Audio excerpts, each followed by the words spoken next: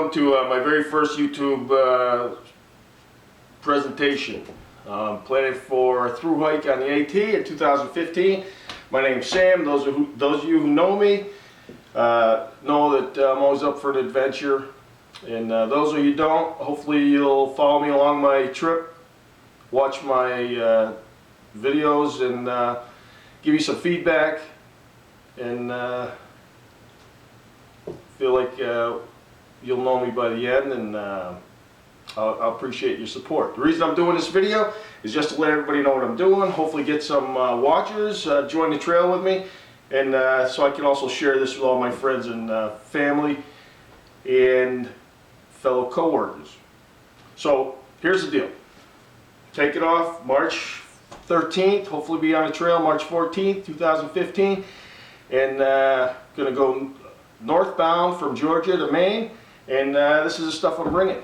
People ask me, why are you going? I've always been kind of an outdoorsy guy.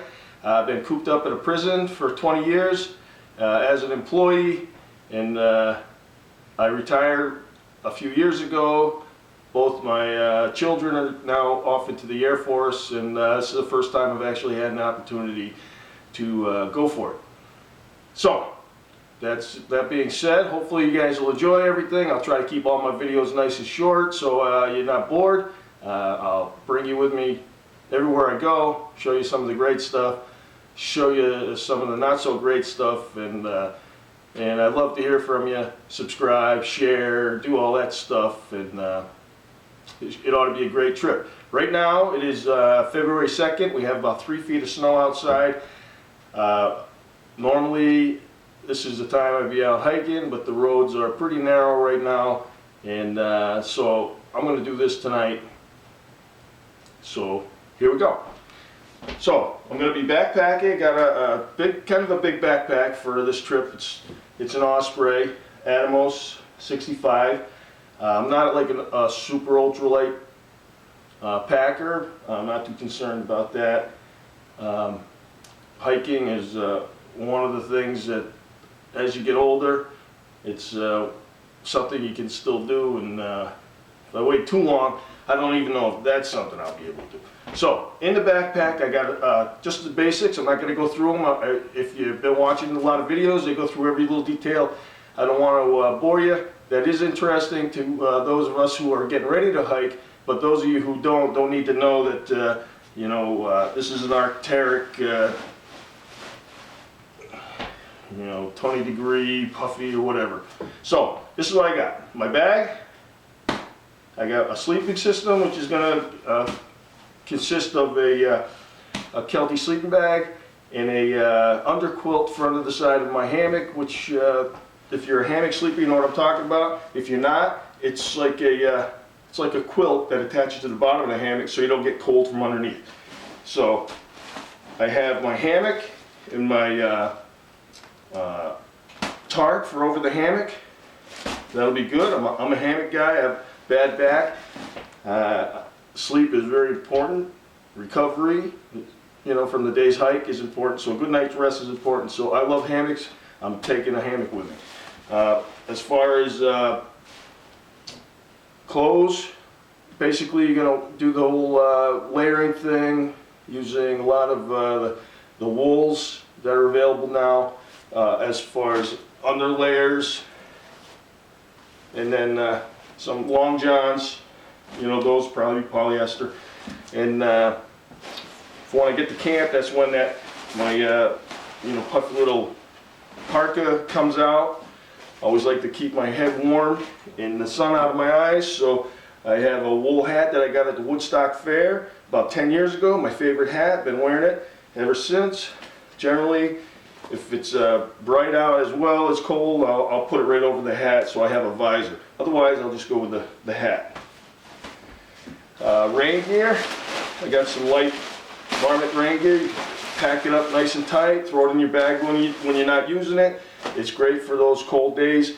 Some of the coldest days I spent outside actually been around 40 degrees, but it's raining, windy, and that really takes the heat right out of you.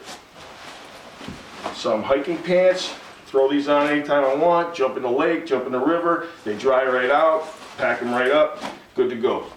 trail runners, a lot of sportivas, keep them light. On the lower end of the trail, it's still winter up on top of those mountains. People think Georgia's warm this time of year. It's not, so I'll be using some hiking boots. I'm a boot guy. 20 years at a prison wearing boots. Boots are natural to me. This is unnatural, but I do know that you know, with the new technology and everything, with the shoes and everything, that these are really going to enhance my trip. You know, simple things like camp shoes for when I'm letting my other ones dry out, walk around camp, whatever. Little camp, this is all I'm going to bring to cook my food.